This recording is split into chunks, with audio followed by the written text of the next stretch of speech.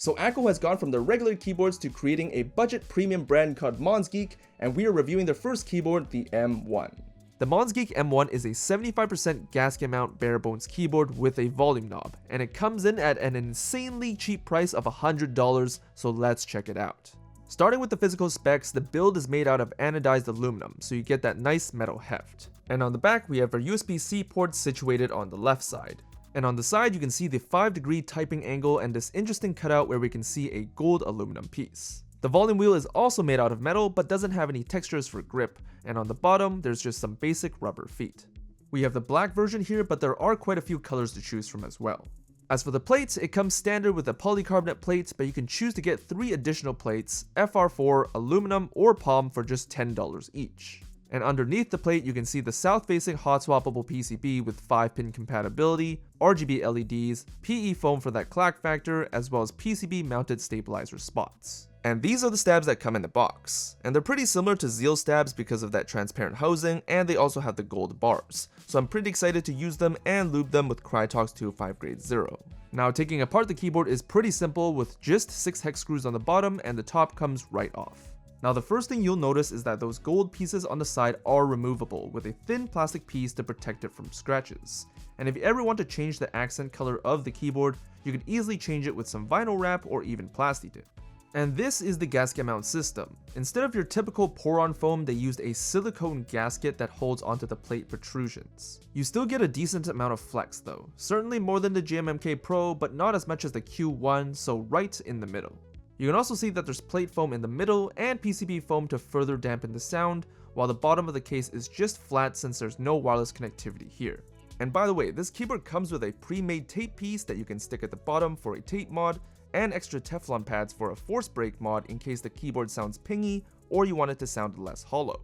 As for the sound test, we're going to be combining the M1 with Akko CS Air switches. These are linear switches that I've looped with Krytox 205 grade 0, and they're definitely great for any RGB board thanks to the white bottom and translucent top cap.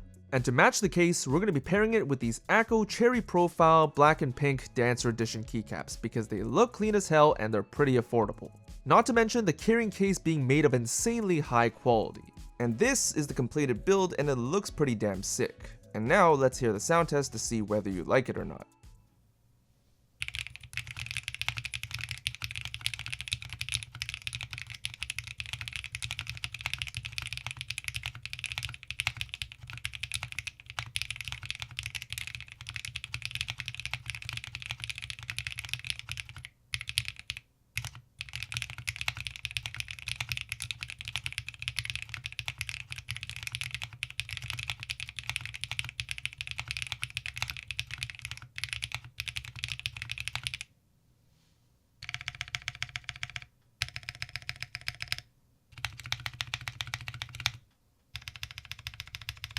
Out of this entire keyboard, I don't have any complaints except for one. The quality of the volume wheel just ain't it. First off, the volume wheel is stepped, and also works as a tactile mute button by default. But there's no grip, so if you're like me who likes to use one finger for volume wheels, it's quite tough. And even if you use 2 fingers, it's still also not that great. That's because the mounting is kind of loose. Especially with single finger usage, it basically starts to unwound itself off the rotary encoder, and the knob starts to scratch the case, which isn't good since it's metal on metal contact. I also found it to be kind of unresponsive at times, so whenever I turn the wheel, it's not giving me a 1:1 ratio, it's actually giving me a 2:1, and sometimes it doesn't even turn at all. But overall, it still does its job pretty well, especially if you're going from a low volume to a high volume, but it just doesn't do as well with small increments.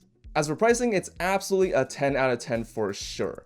Where else are you going to be able to find a metal gasket mount keyboard that has a volume wheel, has a hot swappable south-facing PCB, has RGB, compatible with QMK and VIA for remapping, also works with Mac, Windows, and Linux, and it also comes with PE foam, dampening foam, and comes with extra accessories of tape and Teflon pads for those tape and force break mods. It literally does not get any better than this. Oh yeah, you also get a coiled cable to complete the setup too. To put it into perspective, the GMMK Pro and the Keychron Q1 are both $170 for the knob version.